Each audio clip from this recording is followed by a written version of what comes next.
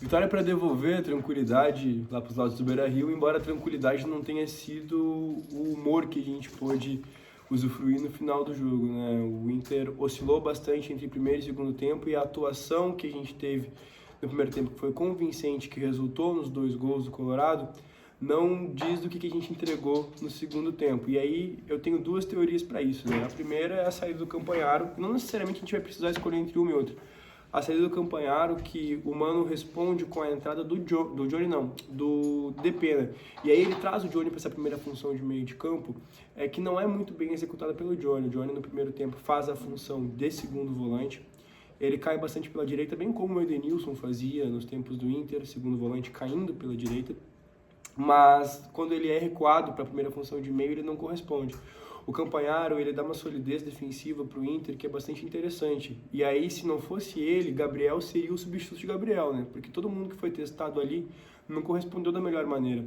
Quando os meios de ligação olham para trás e veem que tem o Campanharo ali, eles conseguem entender que dá para criar e se alguma coisa der errado, o cão de guarda tá ali. O Johnny não aspira a mesma confiança nos companheiros, também não consegue, quando recua, entrar no meio da defesa e ser esse terceiro homem que é necessário muitas vezes para gerar superioridade numérica na defesa. Quando o Depena entra, ele inclusive tem boas chances, o alemão demora a dar uma bola para ele, poderia ser esse homem que ia decidir o jogo, mas o Mano faz essa substituição já pensando na ousadia da criação, um homem a mais de criação no meio, porque já estava 2-0 afinal, né? Perde totalmente o controle do meio de campo. E aí, quando o Inter perde o controle do meio de campo, o Metropolitanos começa a gostar do jogo. Na figura do Nico Hernandes, a gente consegue ver um Inter bem nervoso e que é também, aí a segunda teoria, mal preparado fisicamente. O Inter não vai ter uma preparação física do dia para a noite que vai dar resultado. Um preparador físico, ele chega, ele começa a desempenhar um bom trabalho, né, que é o que a gente espera, e a partir daí o time começa a responder em campo. Hoje o Inter, ele deixa muito a desejar no segundo tempo, e aí a intensidade que a gente entregou no primeiro tempo não apareceu no segundo tempo.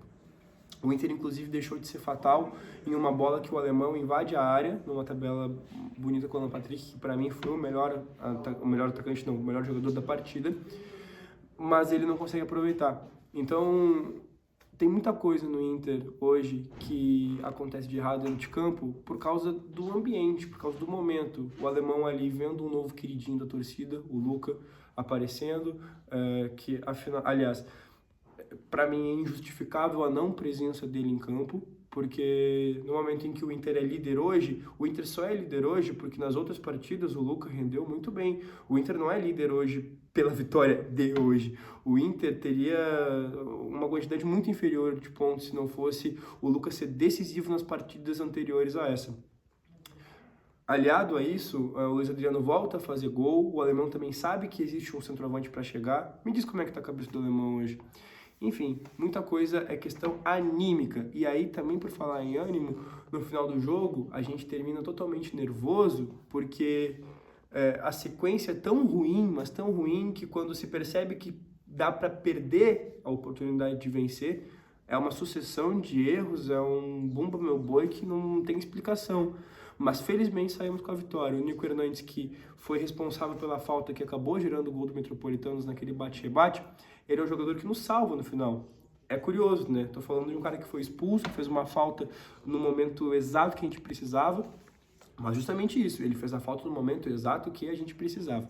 Ele só é expulso porque ele nos salvou. E quase dá gol do Metropolitanos ainda na sequência, mas felizmente a gente conseguiu sair de campo com a vitória. É uma vitória para fazer a gente retomar a confiança, poderia ter sido mais, poderia gerar um ambiente bem efusivo para o final de semana contra o Bahia, mas já nos devolve tranquilidade, já nos coloca numa sequência diferente, a gente tem uma vitória e contando, a gente não tem 5 derrotas, e a partir disso a gente tem que fazer nossa parte no final de semana no Beira-Rio. Te desejo um abraço, continua acompanhando a gente aqui na Rádio Inferno, e eu tô aqui com a bola que o Lucão fez história na transmissão hoje. Se tu não sabe do que eu tô falando, dá uma olhadinha nos outros conteúdos, porque o homem é muito bom na embaixadinha.